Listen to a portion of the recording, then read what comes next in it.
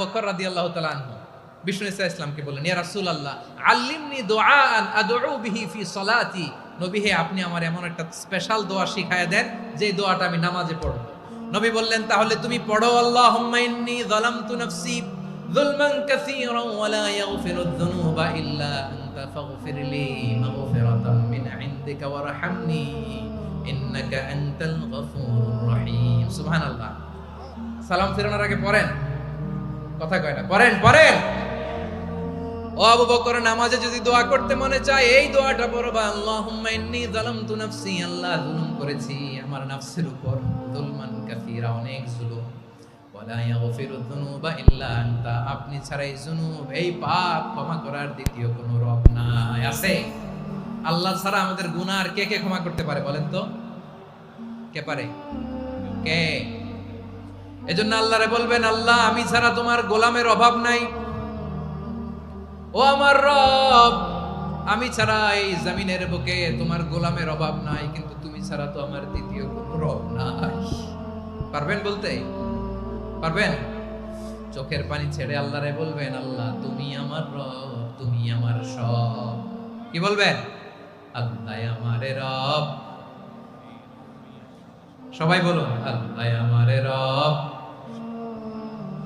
দমে দমে তনু মনে তারিও হব, আল্লাহ আমারে রব।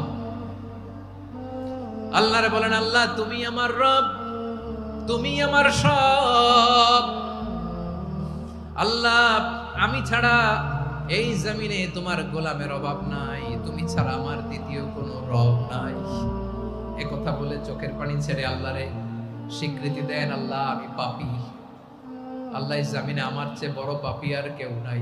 ওযু করে সিজদায় লুটিয়ে পড়ে চোখের পানি ছেড়ে আল্লাহরে পাপের স্বীকৃতি দেন, আল্লাহ এমন কোন জুলুম নাই, গুনাহ নাই আমি করি নাই, সগীরা কবিরা, জেনে না জেনে, ইচ্ছায় অনিচ্ছায়, শিরকি বেদাতি সব গুনাহ করেছি। আল্লাহ আকাশের নিচে জমিনের উপরে আমার চেয়ে বড় গুনাহগার আর কেউ নাই। চোখের পানি ছেড়ে আল্লাহরে বলেন, আল্লাহ আমি ছাড়া তোমার গোলামের অভাব নাই, তুমি ছাড়া আমার দ্বিতীয় কোনো রব নাই, তুমি ছাড়া তো কেউ আমার গুনাহ ক্ষমা করার নাই, তুমি আমার রব, তুমি আমার সব। বলতে পারবেন? এই তাকরীর আমার পটুয়াখালীর ভাইয়া, এই স্বীকৃতিটা দেখতে আল্লাহ বড্ড ভালোবাসেন, কারণ আমরা সবাই গুনাহগার, আমরা সবাই কি? বিশ্বনবী বলেন, কুল্লুকুম খাত্তাউন, আ বনি আদম তোমরা সবাই পাপী। সবাই কি? সবাই পাপী। আমরা সবাই পাপী, আপন পাপের বাটখারা দিয়ে অন্যের পাপ মাপি। আমরা যে পাপী এটা ভাবতে মনে চায় না কারো, খালি অন্যের পাপ দেখি আমরা, এটা ভুল। ওর এই পাপ, ও পাপী, ও জালেম, ও জাহান্নামী, এরকম একটা টেন্ডেন্সি। আমার যে কি হালাত এটার খেয়াল নাই। খেয়াল করতে হবে যে আমি সবচেয়ে বড় পাপী, ঠিক কিনা বলেন? পাপ করি নাই এমন কেউ আছি? হ্যাঁ আছি, আছি। কেউ না জানলেও জানে কে আমার পাপের ঘটনা? পৃথিবী না জানুক আমি তো জানি, আমি কি পাপ করেছি। হায় ও আমার কলিজার টুকরা ভাইয়েরা, মাথাটাকে নিচু করে জীবনের সব গুনার ফিরিস্তিগুলো একটা একটা করে স্বীকার করে আল্লাহরে বলেন, আল্লাহ আমি পাপী,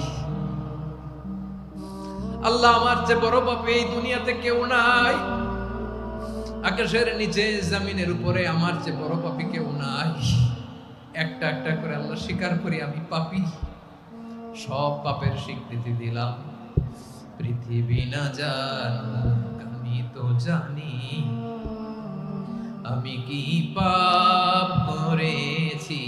হায় আমার পাপের করলে বিচার, বাঁচার আমার নাই উপায়। দয়াময় তুমি মাফ করো আমায়,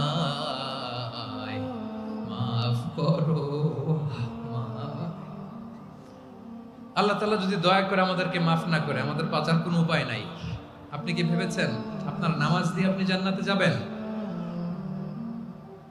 আপনি তাহাজ্জুদ গুজার, সেজদা দিতে দিতে কপালে দাগ ফেলেছেন, এটা আপনারা জান্নাতে নেবে না। আপনি এলাকার সবচেয়ে বড় হাতেম তাই দানশীল, এই দানের ভরসায় বসে আছেন, কশিন কালো না। আমাদের নামাজ, আমাদের রোজা, আমাদের ইবাদত এগুলোকে মিজানের পাল্লায় উঠালে কোনো ওজনই হবে না। তবে আমাদের একটা কৌশল জানা আছে, আমরা আল্লাহর রহমতের ভিখারি। আমরা সেদিন আগেই গুনার স্বীকৃতি দিয়ে দেব। আমরা বলবো, আল্লাহ তুমি প্রশ্ন করার আগে তোমার একটা কথা বলি, আমারে কিছু জিজ্ঞেস করো না, আমি সব করেছি। এমন কোন পাপ নাই যে পাপ আমারে দিয়ে হয় নাই। তোমার রহমত দিয়ে তুমি জান্নাতে পাঠাবা, তোমার দয়ায় জান্নাতে যেতে চাই, আমল দিয়ে না। পারবেন বলতে? কিয়ামতের দিন আমরা বলবো, আল্লাহ আমার আমল দিয়ে জান্নাত চাই না, আমি তোমার দয়া দিয়ে জান্নাত চাই।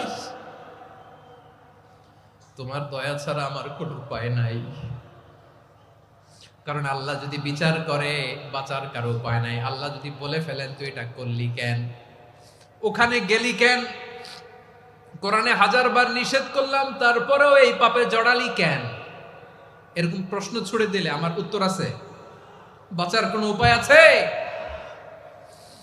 রোজ হাসরে হে আল্লাহ আমার করোনা বিচার, আল্লাহ করোনা বিচার।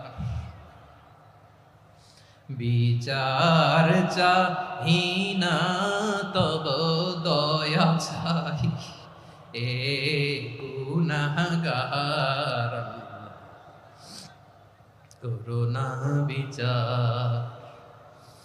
আপনার আমল দিয়ে জান্নাতে যাবেন? কি দিয়ে যাবেন? আল্লাহর দয়া দিয়ে। আল্লাহর রহম আর দয়া ছাড়া কেউ জান্নাতের চেহারাও দেখতে পাবে না। আমার প্রিয় ভাইরা, এই দোয়া আল্লাহর কাছে পছন্দনীয় হওয়ার কারণ তিনটা। দোয়ার প্রথম অংশে আছে তাওহীদ, আল্লাহর একত্ববাদের ঘোষণা। এই দোয়ার দ্বিতীয় অংশ আছে তাসবিহ, আল্লাহর প্রশংসা সূচক বাণী। এই দোয়ার 3 নাম্বার অংশ পাপের স্বীকৃতি। তাহলে আমরা সবাই গুনাহগার। আমরা আল্লাহর কাছে পাপের স্বীকৃতি দিয়ে বলবো, ও আল্লাহ ইন্নী কুনতু মিনাজ জালিমিন, আমরা জুলুম করেছি, পাপ করেছি, অন্যায় করেছি, আল্লাহ বুঝতে পারি নাই। শয়তানের ওয়াসওয়াসায় পড়ে, বন্ধুর পাল্লায় পড়ে, নফসের খায়েশ মিটাতে যে আল্লাহ করে ফেলেছি। তুমি গুনাহ না মাফ না করলে আমাদের গুনাহ মাফ করার দ্বিতীয় কেউ নাই। ঠিক কিনা বলেন? এভাবে অনুতপ্ত হয়ে যদি আল্লাহর কাছে দোয়া করেন, দেয়ালে পিঠ থেকে গেছে, কোনো রাস্তা নাই বের হওয়ার, ওই মুহূর্তেও আপনাকে বিপদ থেকে উদ্ধার করবে কে? বিশ্বনবী চরম বিপদে পড়লে 2টা দোয়া পড়তেন। প্রথম হলো এটা, লা ইলাহা ইল্লা আনতা সুবহানাকা ইন্নী কুনতু মিনাল জালিমিন। এই দোয়াটা আমরা বেশি বেশি পড়ব প্রিয় ভাইরা। রাজি আছেন? সবাই আওয়াজ করে পড়ুন ইনশাআল্লাহ। আমার প্রিয় ভাইয়েরা, বিপদে পড়লে বিশ্বনবী আরো একটা দোয়া পড়তেন, লা ইলাহা ইল্লাল্লাহুল আযীমুল হালিম, লা ইলাহা ইল্লাল্লাহু রাব্বুল আরশিল আযীম, লা ইলাহা ইল্লাল্লাহু রাব্বুস সামাওয়াতি ওয়াল আরদি ওয়া রাব্বুল আরশিল কারীম। এই যে বললাম, রেকর্ড হয়ে গেছে। এখন তো আর ইনস্ট্যান্ট মুখস্থ না হলো, পরে মুখস্থ করে নেবেন। আল্লাহ ছাড়া কোনো উপাস্য নাই, তিনি সুমহান, মহা সহিষ্ণু।